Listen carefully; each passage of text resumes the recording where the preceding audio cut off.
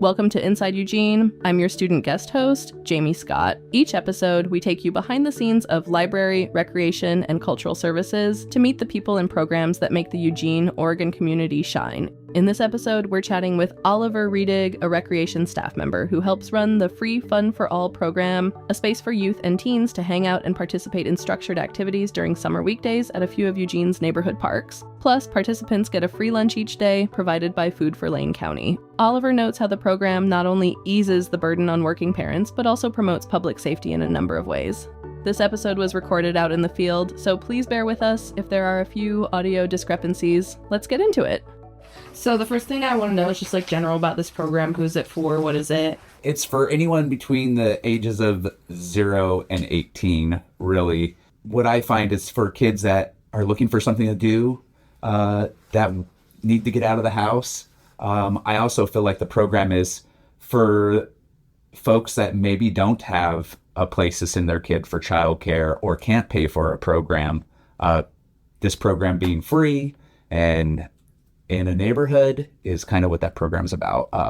What I like to see is teens and I want to see everyone there, but the kids that really we can impact are kids that are showing up without parents, that are teenagers, that want to hang out with positive mentors, do arts and crafts and positive things and hang out and do something other than playing video games at their house all day. Yeah, totally.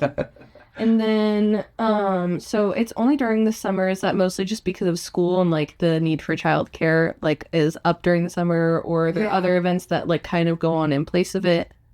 Yeah, it's for the summer, definitely. Kids aren't in school, and so it's a place for them to hang out during the day when they would normally be in school. So just providing that positive, safe space for them to go.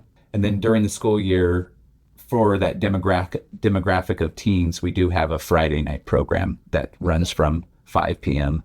to 9 p.m.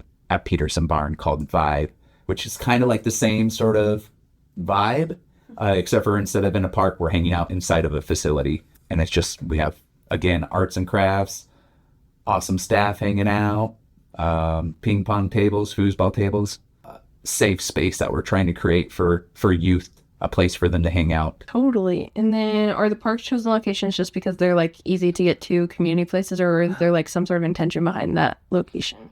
One, we chose areas of town that are really, I would say, lower socioeconomic. And so, there's folks may not have the resources, like I said, to go and pay for a camp. Also, those particular parks that we chose this summer have shown higher attendance. Fun for All has been kind of a program that, since the pandemic has been on an up and down.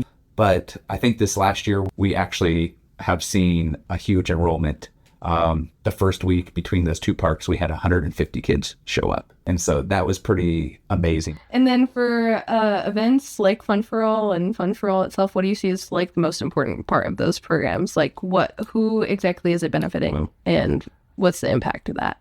Fun for All is important because it provides a safe place for our youth in our community to go during the summer weeks. This is part of the Community Safety Initiative, or has fallen under the Community Safety Payroll Tax. And so keeping that going would be amazing for these youth, our community. I'm hoping that our community wants to invest in our youth. And provide them with opportunities that are outside the school year, and so keeping youth busy in the summer, I think is a really important thing. Have you seen the impact of it on the community firsthand? Do you know people that have been in the program for years? That's a great question. We've had a number of staff that have been youth participants. So, at age 10, they were Fun for All youth running around the park. And now they're in their, an adult, and they're working for us. And so it's been awesome to see a few staff that have experienced that. I talked to Soren earlier. So. Soren? Yes. Soren was one of the youth that has been a participant in our programs and gone through literally every single thing that we can think of. Soren is I would say the model example of the of the youth that has like gone through our programs transitioned into being a leader, not only as a youth, but then a leader now as a staff, and now is like a really amazing mentor for the youth that show up for Fun for All community. Yeah, totally. And then, like, how do you feel like this program helps contribute to public safety, like keeping it around? Great for the youth. Yeah. But I also just think like having and activating those parks, deters like other mischievous activities that could be happening in those parks. So when we activate spaces with staff, with kids, when we actually have movies in the park, camps happening in the park, and staff that are hanging out in those spaces, it sends a message to those sort of activities to be like, not here, can't happen here. So I think that's one way that it contributes to public safety. And then, like I said, long term, I think we impact these youth where not only have I seen, youth that are participating in these programs participate in Fun for All, but then they participate in other of our programs, camps. They sign up for our Recreation Apprentice program. They become an apprentice, and then become a staff, and they become, just contributors to our whole community as a whole. And what other or similar programs are you all doing over the summer? Yeah, the Outdoor Cohort, which is a summer-long program where I work with a group of youth, and they get them into the outdoors, and they teach them outdoor skills, from cooking to survival skills to climbing to kayaking, with the concept of just like getting youth exposed to the outdoors. The other program that I spoke briefly about was the Recreation Apprentice program. That's for ages 14 to 16-year-olds. And that program is really geared in giving youth job skills, specifically in working in recreation. But I think those skills can transition to any sort of like work. But we give them CPR and first aid, their food handler's card, resume and cover letter writing, interview practice.